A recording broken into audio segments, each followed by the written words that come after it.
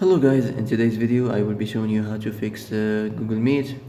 Google Meet cannot load in problems, so the answer is easy. Just go to the settings and then scroll down to the apps section.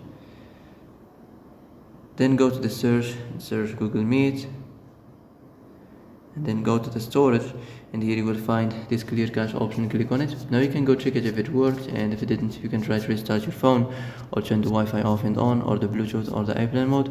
Also you can try to clear data, but be careful. If you clear data, all this application's data will be deleted. This includes all files, the settings, the accounts, the databases, etc. So be careful if you want to clear your data.